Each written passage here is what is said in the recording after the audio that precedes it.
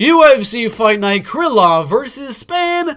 Full card prediction, we got the main event, Krylov and Spann, in a fight I do not expect to go to those championship rounds of round 4 and round number 5. I expect a finish from the powerful Ryan Spann on the feet, or a finish from the very good grappler and wrestler Nikita Krylov on the ground. We got the co-main, Brendan Allen and Andre Muniz. That's a very solid fight. Two really good grapplers in the middleweight division, up-and-comers, looking to build their name in this middleweight division. We got Dontel Mays, Augusto Sakai, pretty mid-tier heavyweights, Montana De La Rosa, and a future champion in Tatiana Suarez. I'm very interested to see how a Suarez versus Aaron Blanchfield fight actually happens. Who wins between such good wrestlers and grapplers in that flyweight division? We got Johan Linus and Mike Mallet, two Canadians fighting each other.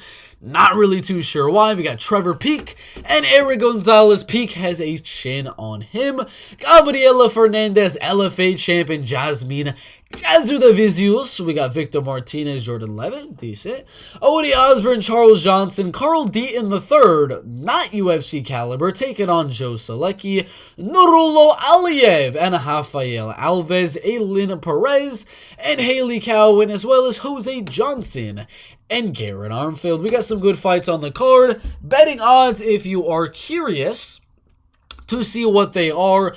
Augusto Sakai is the favorite. Nikita Krylov's the favorite. Andre Muniz, a 2-1 favorite. Tatiana Suarez, 8-1. Mike Mallet, 2-1. Trevor Peek, about 2-1. Victor Martinez, a slight favorite over Jordan Levitt. Joe Selecki, a 5 and 6-1 favorite. Gabriela Fernandez, slight favorite. Charles Johnson, almost 2-1 favorite, maybe 1.5. Nurullo Aliyev, almost 2-1 favorite. Haley Cowan, slight favorite. And Garrett Armfield as a slight favorite. We got some good fights at UFC Fight Night, Krylov versus Spann. Let's get in to the predictions. First fight here in the bantamweight division, Jose Johnson and Garrett Armfield.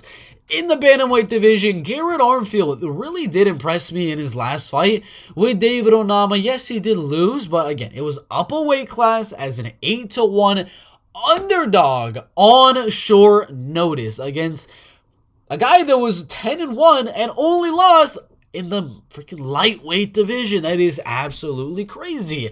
And Garrett Armfield went out there, looked pretty solid in round 1, actually outstriking David Onama on the feet in that fight. And Jose Johnson in this one, I mean, he had a weird Dana White's Contender Series fight. Well, he was fighting an undefeated Jack Cartwright and was able to get the unanimous decision win, mainly due to just being more active on the ground, landing a little bit more ground and pound.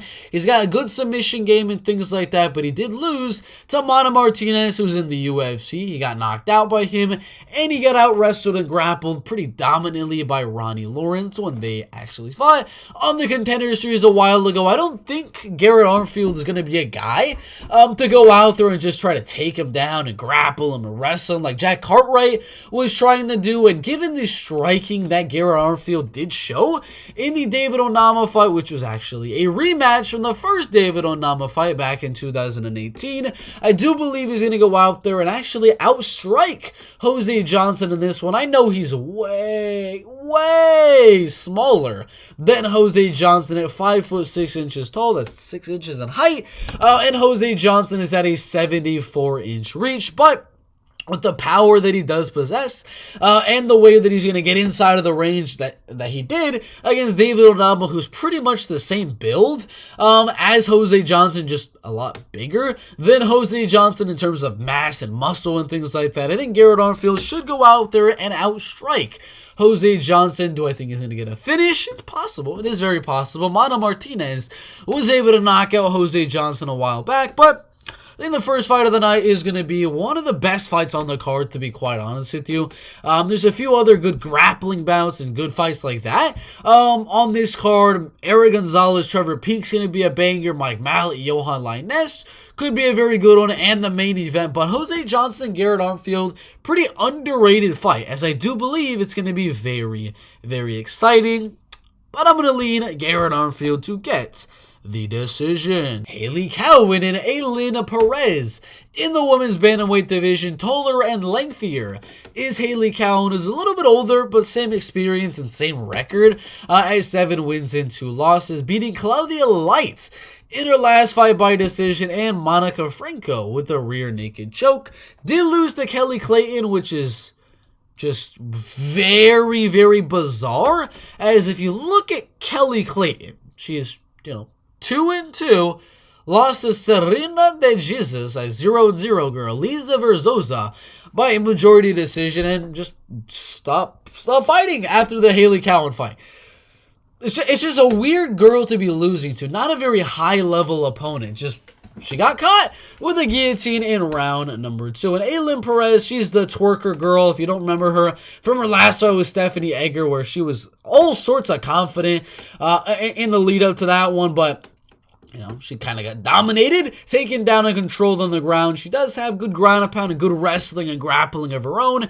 She might go out there and win round number 1 against Haley Cowan here. It's very possible. But I think round number 2, round number 3, that's when Aylin starts to get a little bit worse, put herself in bad positions. She's pretty unexperienced. I mean, I can't really say that. Well, they both had the same amount of experience, but I think round 1, Aylin will look good. Round 2, she'll start to fade a little bit. Haley will slightly edge out that round. And then round number 3, Haley's going to really start to dominate and control that round. I'm going to go Haley Cowan. It's very low-level women's MMA. I got Haley Cowan by a decision. Nurulo Aliev and Rafael Alves. In the lightweight division, Rafael Alves. Interesting guy here, 32 years old. I mean, he actually took it to Damir Ismagulov, submitted Alejandro Flores on the Contender Series over there.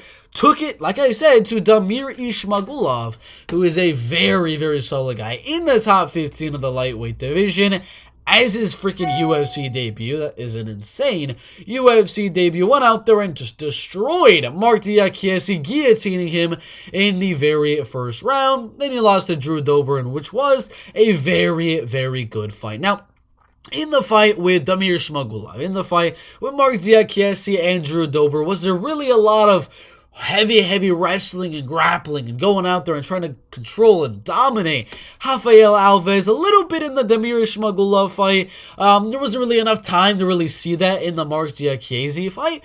And Drew Dober was able to get a few takedowns as well. So, the fact that Drew Dober was able to use his grappling and wrestling a little bit there. The fact that I know Diakiese was able to get the takedown, but he got submitted with it. I don't think Nurulo Aliev's the type of guy to land the takedown and just fall right into a guillotine choke submission or a triangle choke submission or anything like that. Highly doubt any of that's going to happen. So I think Rafael Alves is not going to get the finish on the ground. He's not going to submit Nurulo Aliev. It's going to look sort of like the Damir Ismagulov fight, but less striking. Damir Ismagulov spent a lot of that fight on the feet, and he looked pretty good doing so. We don't know a lot about Nurulo Aliev's striking, so it is a little bit interesting in this fight between Nurulo Aliev and Rafael Alves, as if Nurulo is not able to just completely control the fight on the ground, this could look very interesting. And this could turn into a striking fight between Rafael Alves and Nurulo Aliev. It's very even fight here. And I know coming into this prediction, I was going to go like probably everyone. Nurulo Aliev by a unanimous decision, but I'm going to switch it up. I am going to switch it up. I do not think this is stylistically a very good matchup for Nurulo Aliev. I'm just going to be kind of honest with you guys right now.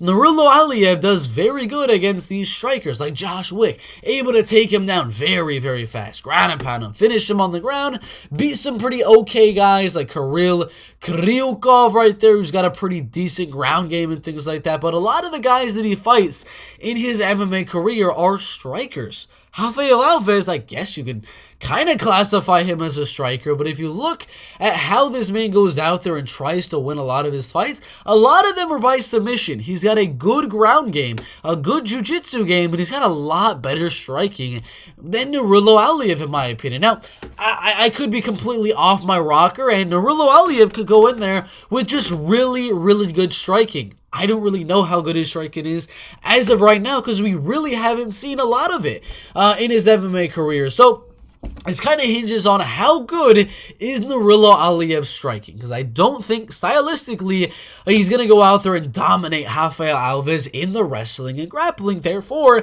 making this highly primarily a striking type of a fight where Rafael Alves has the power. He's got the speed, he's got the movement, he's got the dancing, he's got all that type of a stuff in his back pocket. So I'm going to go Rafael Alves to win. I know it's not a popular prediction at all.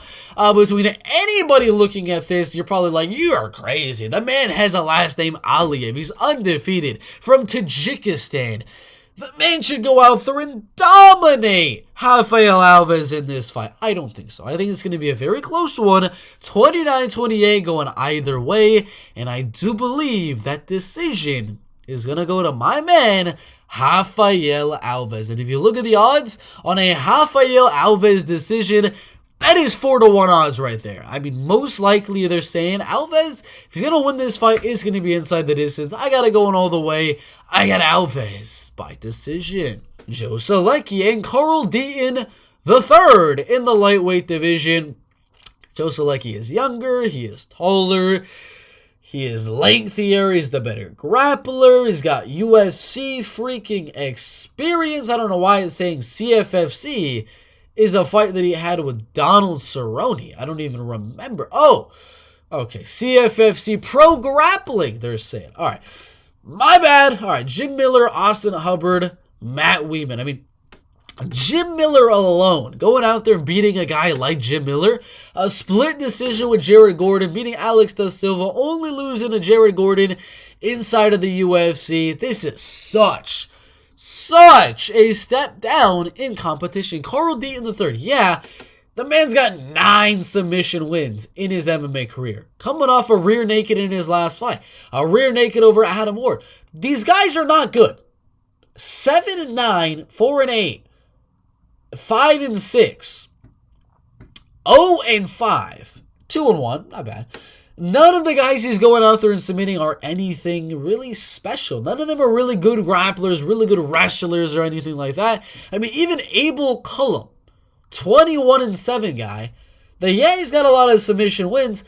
This guy was able to go out there, and we got a guy like Joe Solecki, one of the best grapplers. It's hard to say. I mean, especially in that lightweight division, just full of very good grapplers. You can't really say Joe Solecki is one of the best grapplers, but he's a high-level grappler in this lightweight division. And I do believe he's going to go out there, take down Carl Deaton with ease, control him on the ground, and I do believe get that finish. Round 2 or round number 3. Joe Solecki should be this big of a favorite.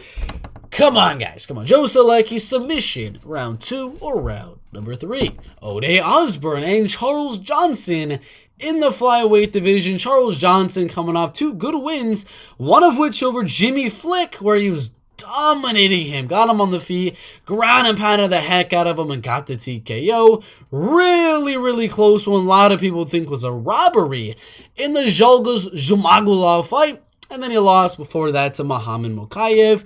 Was an LFA champion. He's only 32 years old, taller than Ode Osborne, but Ode is a little bit lengthier. Ode, solid striker right there. Was able to catch Zaruk Adeshev on the feet and knock him out. Able to outstrike CJ Vergara for their fight, but he gets caught a lot.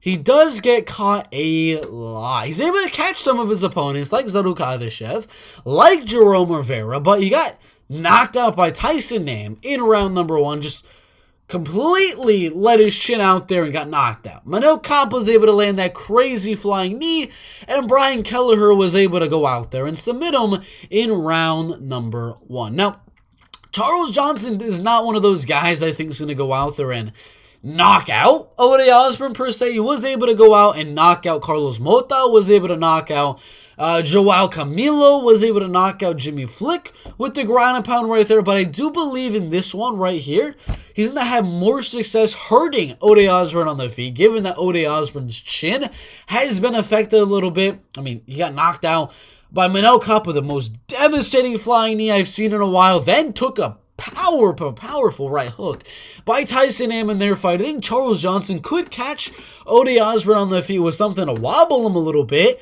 Charles is going to shoot that takedown and look to wrestle and grapple. And I do believe there's a very good chance we see a submission. So I'm going to go either we get a submission in round number 1 or the fight goes all the way. If it goes to round 2, round 3, I don't think we're going to see a finish. But if it goes past, or if there is a finish, I think it'll be in round number 1. If it goes past that, I do think the fight goes to a unanimous decision for Charles Johnson. But if you look at the odds on Johnson's submission, I don't think they're there yet. But Johnson wins by round 1 submission is minus 118. That does not make sense. Johnson decision is at plus 240. I believe my prediction here is going to be Johnson submission round number 1 or Johnson by unanimous decision. There's just no odds on just specifically submission for some reason. I do believe those are going to be a lot higher because a lot of people are seeing a lot of TKO wins from Charles Johnson recently, but he doesn't really have that crazy type of a power. I think he's going to go out there and submit Ode Osbourne in this fight. It's a weird one. It is an interesting one in my opinion, but I'll go Charles Johnson by submission round 1 or with a unanimous decision. Jordan Levitt and Victor Martinez in the lightweight division. 27 and 31 years old. Similar height, similar reach. I don't know why Victor Martinez is the favorite here. He beat Jacob Rosales 1 year and 4 months ago. Jacob Rosales is not a good fighter by any means. I mean, yeah, obviously, he got on a Dana White's Contender Series. That's gotta count for something. But since then, the man got TKO'd by Darren Smith Jr. Darren Smith Jr., a guy that lost to Roosevelt Roberts, Ryan Filigami, Chris Saunders twice. The man lost to Chris Saunders. That's not very good. That's not a very good thing to have on your record. And that Victor Martinez was unable to finish a guy that got finished by not that good of a guy just one fight after that. He's got good striking. He's got decent takedown defense. But Jordan Levitt's just going to stay at range, kick the thigh of Victor Martinez, the legs of Victor Martinez, stay at range using his height and using his little bit of reach that he does have over Victor Martinez. And he's going to mix in those takedowns. I don't know why he's the underdog. I do believe it is a pretty 50-50 fight, I guess you can say. But, I mean, man, Victor Martinez got guillotined by an 0-2 guy. Got armbarred by Luke Flores, who just, he's okay, 9-2 right there, nowhere near the level of Jordan Levitt. Whereas we saw Jordan Levitt submit this guy in Luke Flores. Jordan Levitt submitted the guy that submitted Victor Martinez. He lost to Eric Gonzalez as well. Eric is not that good. Come on, guys. I do believe we see a decision here. He hasn't been finished since 2015. I don't think we're going to see a finish in this one. But I think Jordan Levitt will control this one on the ground, get some back position, Aljamain Sterling it a little bit, possibly get a triangle, maybe get a rear naked, something like that. But I think the one goes all the way. I think this one does go all the way. It is a close one, though. I'm going to go Jordan Levitt by a decision, and I do believe this is an underdog prediction. I could be wrong, but I do remember it being an underdog prediction. We already got Rafael Alves. Now, Jordan Levitt is at plus 105. Very interesting. Gabriela Fernandez and Jasmine Jasudavicius in the flyweight division. I'm going to go Gabriela Fernandez. Pretty similar height, pretty similar reach, similar experience. The age doesn't really matter. I mean, yeah, 34 years old, but it's a women's MMA. There's not really much of a difference being made with that difference in age. But Jasmine's got good wrestling, good grappling game, able to get the fight to the ground and control it there fairly well. Only losing to Natalia Silva, who went out there and looked really, really good in the striking.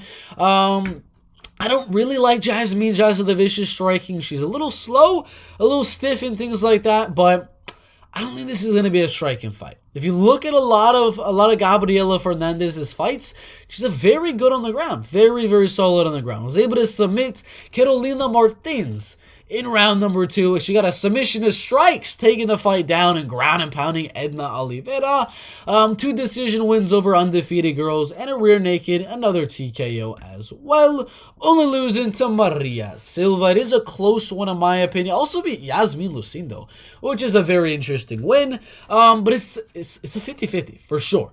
For sure. We're not going to know till about 1 minute in where one girl is just outstriking the other girl or one girl gets a takedown on the other girl.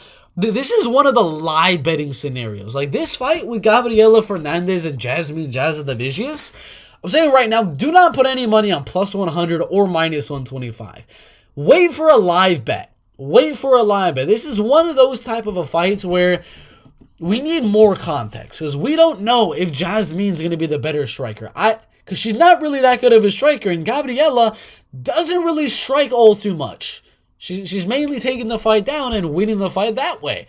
But does she have better striking than Jasmine? Does Jasmine have better striking than Gabriela? I think it's pretty even right now. They're both not really the best strikers, so who knows?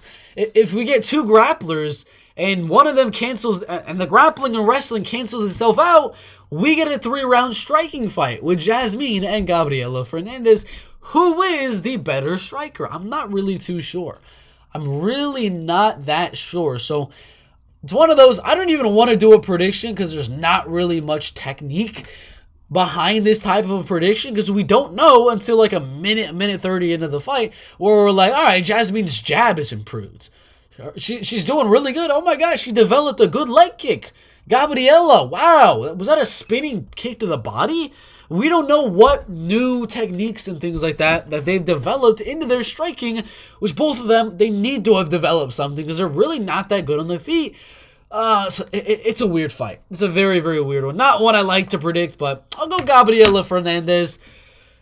29-28 split decision. Very, very close one. Could go either way. We shall see. Trevor Peek and Eddie Gonzalez in the lightweight division. Fight of the night is very, very likely. I mean, it says Eric Gonzalez and Trevor Peek, but it should say just fight of the night contender. That is all you really need to know. Trevor Peek was in a war.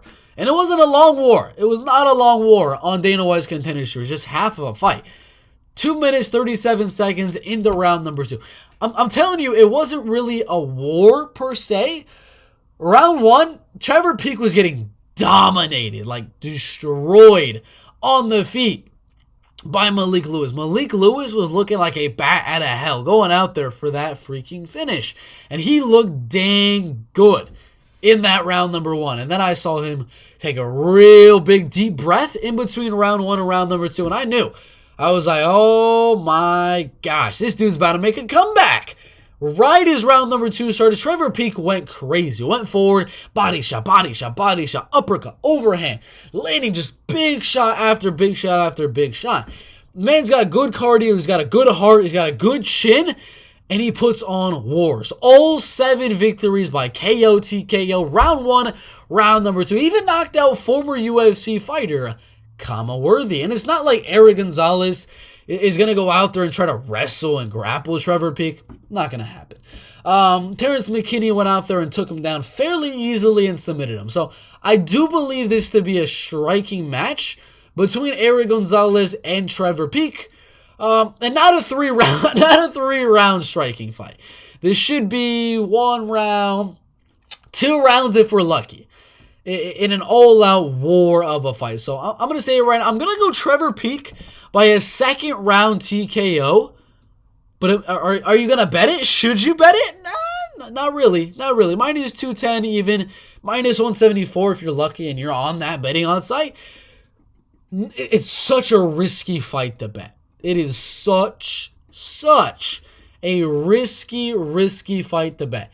If there is a bet to make on this one, it would have to be maybe Peek scorecards no action, because I really don't see Trevor Peek going out there and getting finished. The dude's got an iron freaking chin, and his comeback ability is just absolutely freaking insane. And yes, Eric Gonzalez gets a few finishes, but like finish Oziel Rodriguez, a 6-6 guy, a 50-50 record. Before that, it was 2019. I mean, he's got 2 decision wins on Mikkel Tukto and Yoel Jimenez. Just a lot of random guys on his record that are going all the way with Eric Gonzalez. If there's a guy out here getting the finish, it is Trevor Peek. So if you're going to bet anything, don't bet that money line. Go down a little bit further and get the scorecards. No action on Trevor Peek. But it's a good fight. Not a good fight. It's a great fight. Trevor Peek taking on the man, the myth, the legend, Eric Gonzalez. I'm going to go Trevor Peek, round 2 TKO. Should be a freaking banger, goddamn. Mike Malley and Johan Linus in the welterweight division. I'm going to go Mike Malley to win this one. He is, in my opinion, the better wrestler, the better grappler than Johan Linus in this one. And he's got similar amount of power to Johan Linus, but he also has a better chin than Johan Linus as well. Johan Linus, I mean, his chin is okay, but as soon as he gets cracked, it's one of those weird wobbling chins where a lot of shots you don't expect to rock you, they're rocking Johan Linus a lot. And Mike Malley showing the power that he showed in the Mickey Gall fight. The way that he was just able to show his wrestling and grappling against Solomon Renfro and Simon Shimotritsky, I do believe the wrestling and grappling will kind of be voided for this one, and we'll get a good striking match between Mike Malley and Johan Linus. Do I think it goes to a decision? No, it could. It very well could. But if Gabe Green's able to get that finish, I do believe Mike Malley should also be able to get that finish. Malley by TKO. My prediction is at plus 175, which are the same odds for the fight to go all the way to a decision. I don't think so. I got a TKO win for Mike Malley, getting 2 KOs in a row in the UFC. Tatiana Suarez and Montana De La Rosa in the flyweight division. Sorry about that. Tatiana's smaller. She's less lengthy. She's a little bit older than Montana De La Rosa. Do I care? No.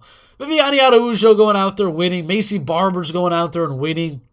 Out wrestling, out grappling, and things like that. She got a draw with Mayra Bueno Silva. Was able to beat Ariane Lipski and things like that. I don't care. We can look at the whole resume of Montana De La Rosa, but for her to have 7 losses to way worse opponents than Tatiana Suarez, you already know. If you were losing to Andrea Lee, you're not beating Tatiana Suarez. I'm sorry to burst your bubble, but Tatiana went out there and destroyed Alexa Grasso. She went out there and destroyed Carla Esparza. Absolutely wrecked those 2 girls. What she's going to do again? It's so obvious. This fight's going to hit the mat. Tatiana's going to go crazy on the ground. And I kind of resemble this fight as, where was it? Raul Rosas Jr. versus Jay Perrin. Tatiana's going to go out there as soon as she gets the takedown, look for the submission, look for the finish, and she's going to get it. Round number 1, rear naked. It's going to be pretty identical to the Alexa Grasso fight. That's what I got. Put your thoughts down below. I think it's going to be fairly easy. Tatiana Suarez, possible future champ, by first round submission. Augusto Sakai versus Don'Tale Mayes in the heavyweight division. Augusto is a slight favorite on here. He's got a little bit better striking than Don'Tale Mayes. Wrestling and grappling is going to be pretty even, I'd say. Size, age, all of that type of stuff going to be even as well. Don'Tale Mayes, he beat Roque Martinez. He beat Josh Parisian. Cool.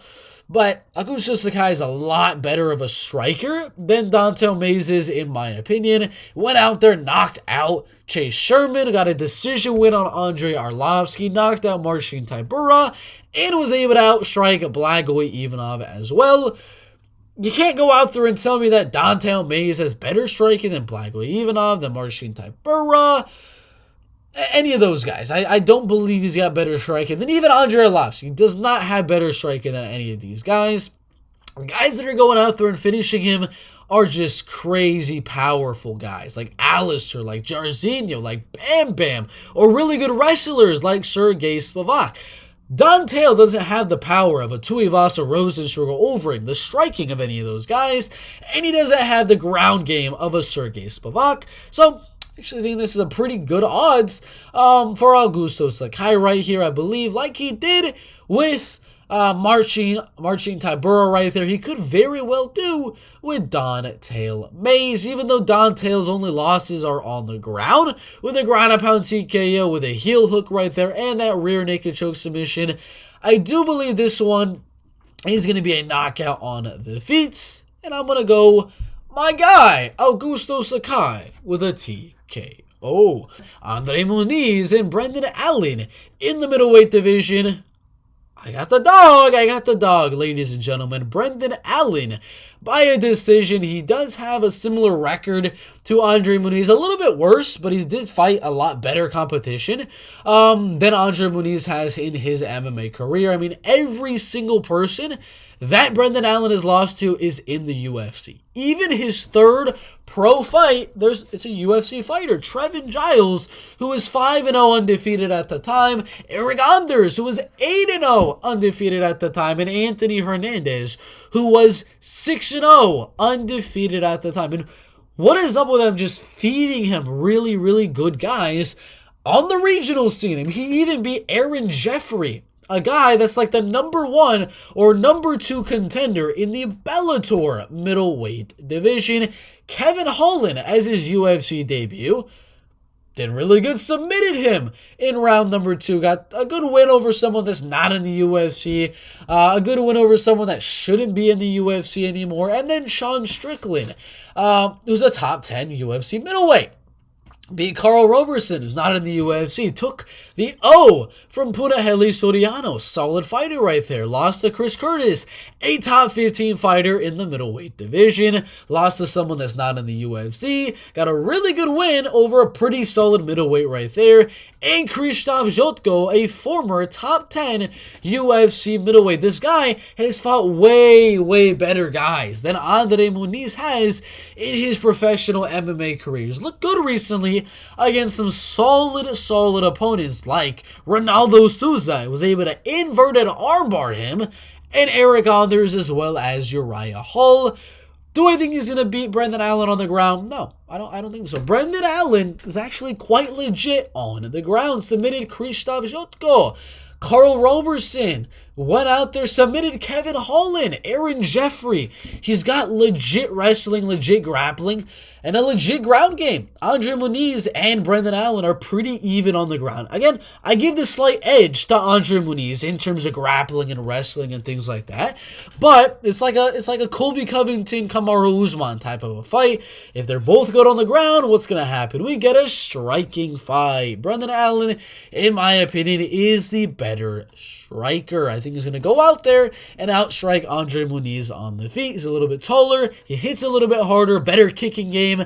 More volume. And I think he probably has a little bit more power than Andre Muniz as well. I don't see a finish from Brendan Allen right here, but I see a 3-round striking fight. There are probably moments where Andre Muniz is going to try to get the takedown. That's why he's probably going to win one of the rounds due to getting the fight to the ground at some point or another. But for the most part, I think the fight goes all the way and we get mostly a striking battle that Brendan Allen will slightly edge out in a 29-28 decision. Nikita Krylov versus Ryan Spann in the light heavyweight division. Similar age, a little bit of a height and reach advantage for Ryan Spann, who I believe is more likely to finish the fight on the feet with a TKO than Nikita Krylov is, knocking out Misha Sirganov as well as Dominic Reyes. But he did get knocked out by Johnny Walker and submitted by Anthony Smith in their fight. I do believe Nikita Krylov will lose round number 1. Ryan's going to have some good takedown defense